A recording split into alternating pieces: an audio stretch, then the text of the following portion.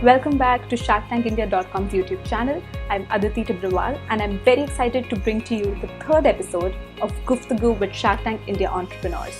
Today we have with us Raghav Jhawar, who is the co-founder of The State Plate. I can go on and on about the story of him and his co-founders starting just getting out of college, but I would just like him to talk about it. So without a further ado, I welcome you, Raghav.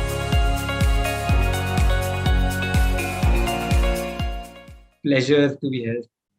So for anyone who might not know, what does The State Plate do? So at the State Plate, we are bringing food from different states of India on a nationalized platform and making these products famous because we realize that a lot of people travel to a lot of places, and every time you travel to different places, you always want to eat the speciality of that place. But once you come back to your hometown again, you never have that access to those kinds of products. So realize that there's a big need for people. There's a big need of this. People really want to explore different cuisines of India, which are really, really great. But there are some great products which are just confined to their own territory. For example, a Kolhapuri bhel, which is just confined to Kolhapur or the nearby districts. So we are just bringing all that kinds of food products on one single platform. That sounds awesome. In fact, I'm a traveler myself, so I know what you're talking about. I love trying new food, and it's really sad when I come back and I can't eat it anymore. But how did the idea strike? Like, how were your initial days? How did the idea strike? How did you decide to go about it? So the story dates back to lockdown 1.0 or 2.0, May 2020, the first phase of COVID. At that point of time, so my co-founder Muskan, she used to stay in Bangalore. Her family is in Bangalore. We were really great friends from our college. We met in SRCC, Sri Ram College of Commerce, Delhi. And what happened was during COVID, Muskan came to Bangalore. I went to Kolkata. Her family is a proper Jain family, and they eat papad in all three meals that they have on their day: breakfast, lunch, and dinner. So they are such great fans of Rajasthani papad that they cannot live without it.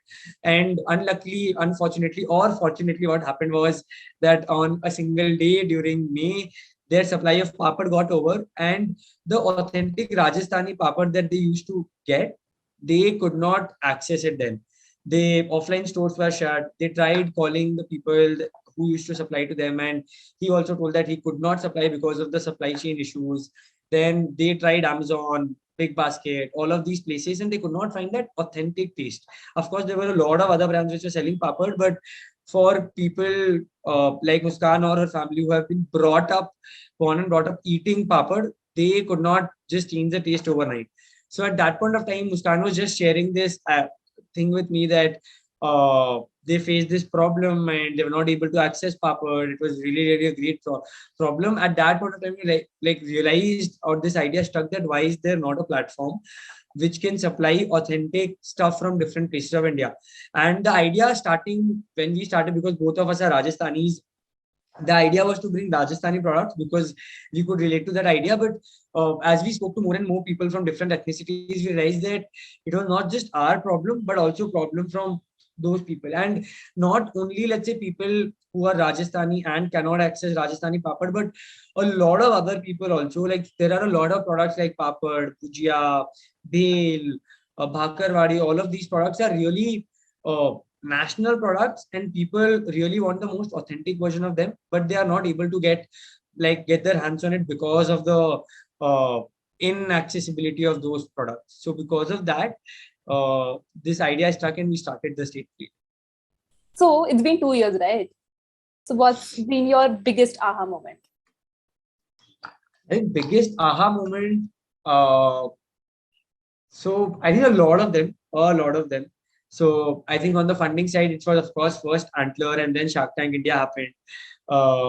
So right out of college, I think just getting backed by exceptional people who put money or who put their hard-earned money on you, trusting you with their money, making sure that they having that belief in you that okay, you'll be able to make this big, it was something that was really really great, and I think felt really heartfelt, or like you could say overwhelming.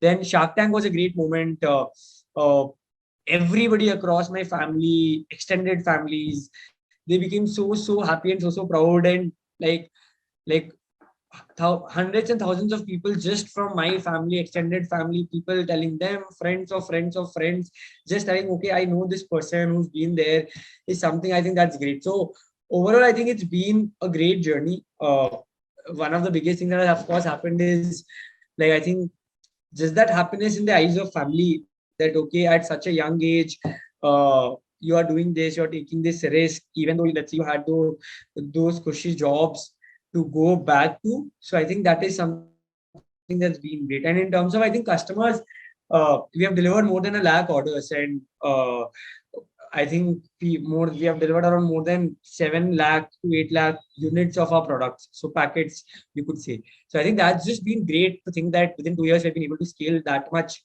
It just feels overwhelming. So yes. Okay, so since you mentioned Shark Tank, I have a few questions around that. First one being, especially I was very intrigued about this. So, like, how did you plan your Shark Tank India pitch, and how different it is from a conventional like investor pitch? So I think it's very, very different because we had just raised our VC round. In a typical VC round, you go present your deck, you talk to them primarily in English, and then you talk about all kinds of business terms like CAC, LTV, marketing amount spent, team size, revenue, month-on-month growth, all of that. But when we went to Shark Tank, it was because it was for the larger audience of India, we had to keep it very massy in Hindi, and very, very easy for people to understand. So you could not use words like GMV. Like nobody will understand. You can like tell sales, revenue, dhanda kitna ho, all of these terms. So I think that was very different in terms of the way we prepared. Shark Tank India team does a great job in terms of helping you out in terms of creatively thinking on how to present. They also give you some guidelines on what is the format. So it was Hindi. We had to keep it very story-like. So that is something that we did. And what kind of research did you do on the investors before coming? Did you have someone in mind that you wanted to get on board? So of course, I think we wanted people from the consumer industry because they would just understand the product more and be of more help in the long term. So 1 or 2 weeks before the Shark Tank episode, we got to know about the sharks who would be there on our panel. Once we learned that, realized that these people were there, we just researched a little bit about their history, what have they have done in their lives, what kind of investments have they done in the past. So once we did that, we just went in and we knew which were the people whom we wanted to target. And how did you decide on a counter offer? Like, what was the minimum threshold you had? Because I remember you had this crazy section of like, we want to settle on this. Yep. So yeah, what was the thought process? So for us, I think so because we had raised our one round of funding just 2 months back before Shark Tank happened, we did not want to go below that. That once that valuation is set, cannot go below that and undercut the previous investors. So I think that was something we were very, very clear on.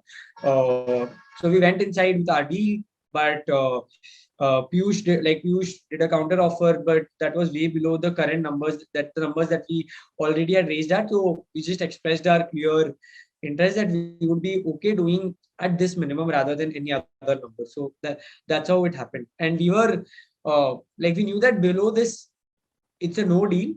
At this, it's okay. We wanted, of course, better valuation, but it was okay at like that, the 13th year that we reached at, but nothing below that. And in fact, it worked really well for you because they finally agreed to what you wanted. Yes. Yeah, that was actually a good takeaway. I was looking at it, I was like, wow, they actually made sure what they wanted happens.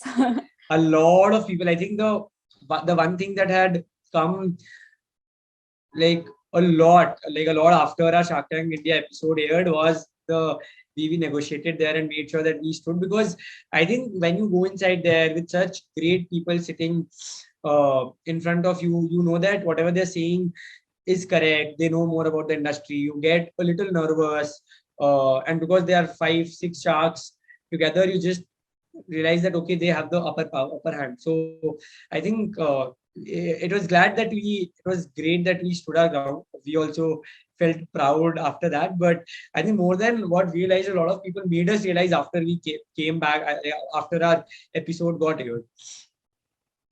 Absolutely. Uh, but if an investor like promises a skill, how does that go? Like, how involved are they?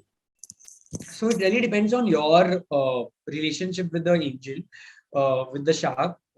If in case you want like a lot of help from them, you can keep texting them and they'll keep replying. Of course, like generally these people are really, really helpful, but you also need to realize that they are also running their own company and they have a very small stake in your company. So they are not, of course, your full-time partners in terms of building. They are just enablers, helpers in the way you build your company. Fair enough. And what was it like after Shark Tank India? So how did it help you? How did you make the most out of the recognition and validation you got? So I think I think for one, it was one of the biggest reality shows that had happened in India in terms of business. I think I would say the first and the highest. So I think that was crazy that the amount of people who could now know about our brand was great. So in general, I think in terms of consumer sentiments and brand building, it helped a lot. In terms of, I would say, so we deal with a lot of traditional manufacturers, but before when we used to go to them before for sourcing products, they always used to question our scale, credibility, will we even pay them? But the moment the day we came on Shark Tank, after that, people have just come and queues and they want to associate with us. So I think that has been like one big change, that the mentality of people from a small brand to a trusted TV wala brand has changed a lot. So I think that has helped us a lot. I think in terms of making our supply chain more optimized and also of course in terms of demand. So how much did your demand go up, like roughly in terms of like So before Shark Tank? For 1 week it was 3x, and then I think it subsides, and then you just get better in terms of converting people for the next 1-2 months, because people know that okay, this brand is from Shark Tank. But after that, I think it's your brand. If it's good, it will sell. If it's not good, it won't sell. True. 3 learnings from Shark Tank India. Stick to your ground.